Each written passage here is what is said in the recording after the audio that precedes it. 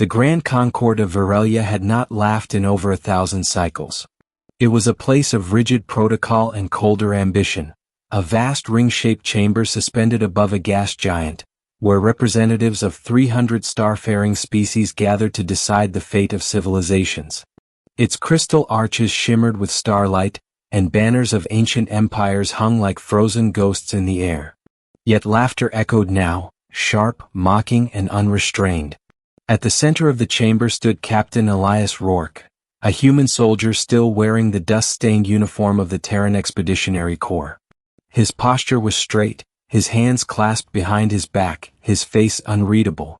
Around him alien nobles whispered, clicked mandibles, flashed bioluminescent mockery, and curled lips in barely hidden contempt. Because Elias had just made his choice. The Concord's ancient right was simple. When a neutral species proved itself in galactic conflict, it was granted a reward. Territory. Technology. A royal bond. Something of value. Humanity, newcomers from a brutal spiral arm, had earned theirs by ending the Karuan War, a conflict that had bled the galaxy for centuries. The Karuan, living siege engines bred for conquest, had been unstoppable. Until humans arrived with stubborn defiance, reckless tactics, and a terrifying willingness to sacrifice. Elias Rourke had been the one to lead the final charge. Now the Concord offered him anything. Planets. Fleets. Queens. Instead, Elias pointed, not toward the jeweled thrones or radiant royalty, but toward the shadows at the edge of the chamber. "I choose her," he said calmly. The laughter erupted immediately. There, half hidden behind a pillar of dark crystal, stood Princess Seralith of House Vaelthera. She was forgotten for a reason. Seralith's species, the Elthari, were once revered as near-mythic beings, tall, silver-skinned, with eyes like dying stars. But her house had fallen generations ago, disgraced after refusing to join an ancient war of conquest. Since then they were tolerated, not respected. Seralith herself was the least admired of her kind. Too quiet. Too soft-spoken. Missing the bioluminescent crest that marked Elthari nobility in full bloom. Her ceremonial robes were plain, her crown unadorned.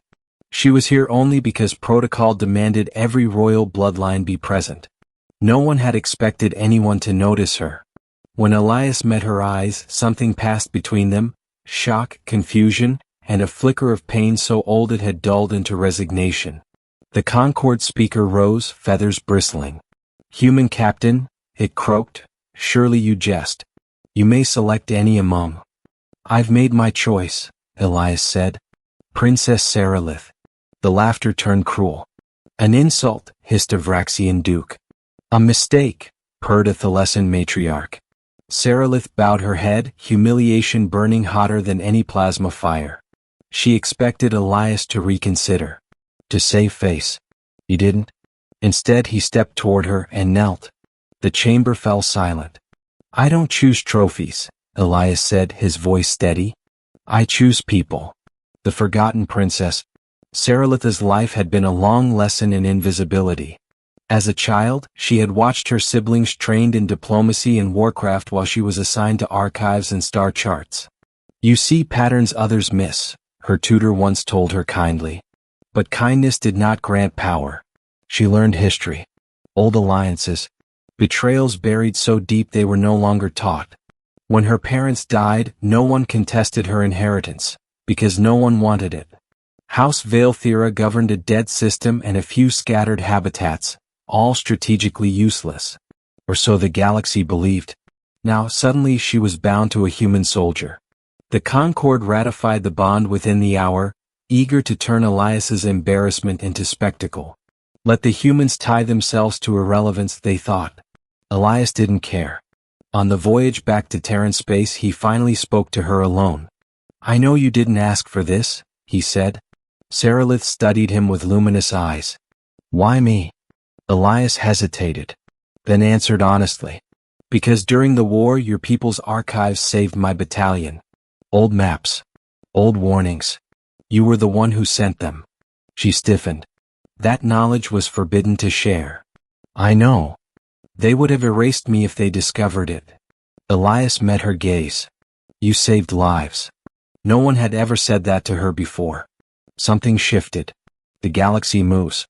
The galaxy noticed soon enough. Humanity's alliance with a forgotten princess was ridiculed, until analysts started paying attention. Trade routes shifted subtly.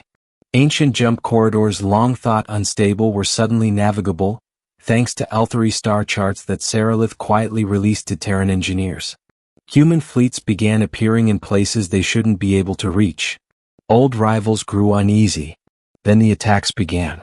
Elthery border stations, specifically those belonging to House Valethira, were struck first. Pirates, the Concord claimed. Unaffiliated raiders. Elias wasn't fooled. These aren't pirates, he said, studying the wreckage hologram. They're probing. Seralith's voice was calm, but her hands trembled. They think we are weak. Then they don't know humans, Elias replied. Nor did they understand the true value of what Seralith carried. House Valethira's archives weren't just historical records. They contained pre-Concord navigational codices, maps of the galaxy before hyperspace lanes stabilized, before empires rose and fell. Paths the Concord had erased, because whoever controlled those paths could bypass the entire balance of power. When Seralith authorized their release to humanity, the galaxy panicked. The Concord demanded compliance. Elias refused. This alliance was sanctioned, he said. Any attack on her house is an attack on us.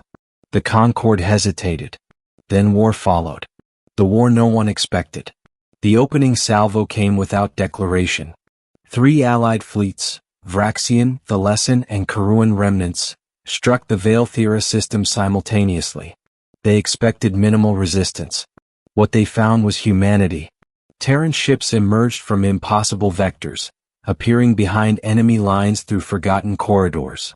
Human marines boarded vessels thought unreachable.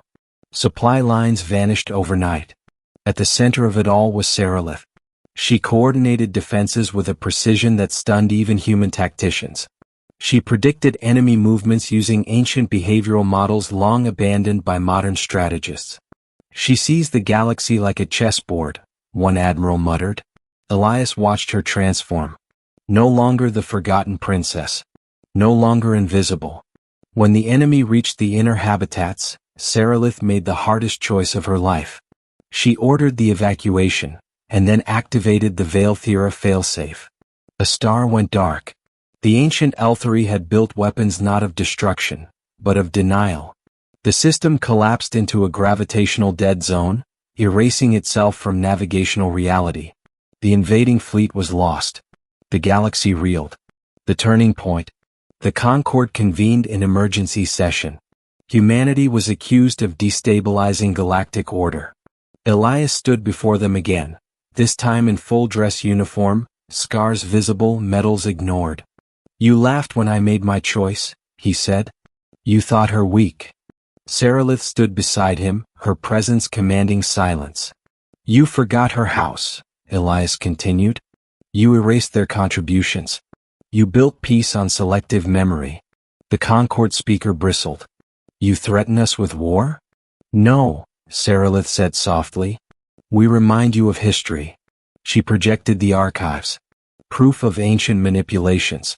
Of corridors erased to maintain power. Of wars engineered to keep smaller houses dependent. The chamber shook, not physically but morally. You call this order, Elias said. We call it rot. For the first time in centuries the Concord fractured. Systems declared neutrality. Others sided with humanity. Old alliances collapsed under the weight of truth. The war ended not with a final battle, but with a surrender. The ending the galaxy feared. Years later, children across the spiral learned a new story. Not of a mighty queen chosen for beauty or power, but of a forgotten princess who carried knowledge the galaxy tried to bury. Seralith became something no one expected. A reformer. She rebuilt the Concord, not as a ruler above it but as a guardian of transparency.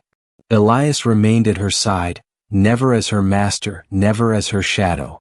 When asked why he chose her long after the laughter faded, he answered simply, because she was the one everyone ignored. The galaxy learned its final lesson too late. Never underestimate the human who chooses compassion. And never laugh at the forgotten. Because they remember everything.